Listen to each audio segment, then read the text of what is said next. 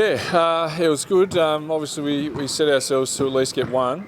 We got that done on the Saturday night and rolled the dice on Sunday. And obviously disappointed with the result in the end. But to be honest, we walked away from the weekend feeling pretty proud of our group. Obviously, getting the job done on Saturday night after a slow start in the first half and showing the maturity, I guess, that we're starting to develop to sort of come back and really get control in the second half. And then on Sunday, with a few challenges from the night before, with Kayla having a visit to hospital with her daughter and making things difficult for the game on Sunday, we really threw the challenge out to our younger girls to sort of, particularly in the second half, to come out and show some spirit, and they definitely did. I think at one stage we were down 30 points and we threw basically an under 20 lineup out there, and we came back. I think we were within 12 or something at one stage, and to be honest, if the game had gone another 5 minutes, we probably would have got within 5 or 6 points. So, obviously disappointed we didn't come away with 2 wins, but just really excited, I guess, the signs that we're starting to see with this young group and where we could go in the future. Where's Jada? Is she She's about 3 hours away. Okay. Yeah, so she'll be here, due to arrive at 3:30, train with the team tonight and suit up tomorrow. Oh, she'll definitely. Yeah, all the paperwork's done, so as long as she's healthy, we'll be good to go. That's not much time for her to get to know her teammates, I guess, but you're pretty confident she'll settle in nicely? Yeah, well, I guess with all 3 of our recruits this year, we've gone with players that have the personality that's sort of comfortable in terms of settling in pretty quickly and pretty easygoing people. So Jada's definitely one of those.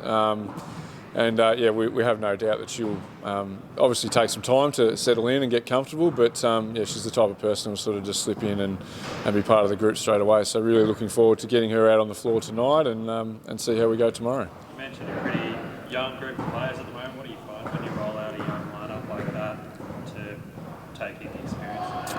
Yeah, well, they're just growing every time we put them out there on the court. I think we had in that lineup on Sunday we had a 15-year-old in Andy Smith, 2 17-year-olds in Coco Erin and Claire Murray, a 19-year-old in Zoe Banks and a 16-year-old in Chloe Broomhall. So, it's just really exciting to see the work that they've put in over the last couple of years now starting to translate into actual playing minutes, and they're actually producing some stuff for us on the stat sheet as well.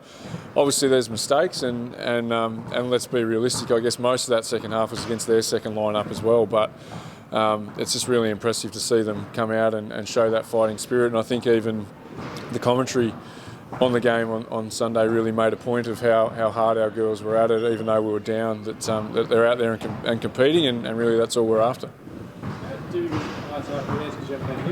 Yep.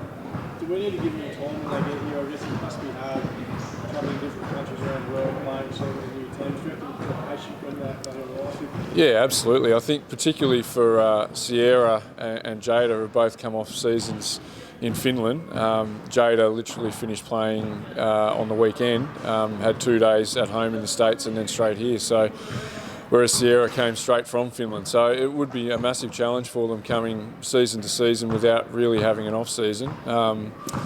But I guess that's their vocation, so they have to get used to that.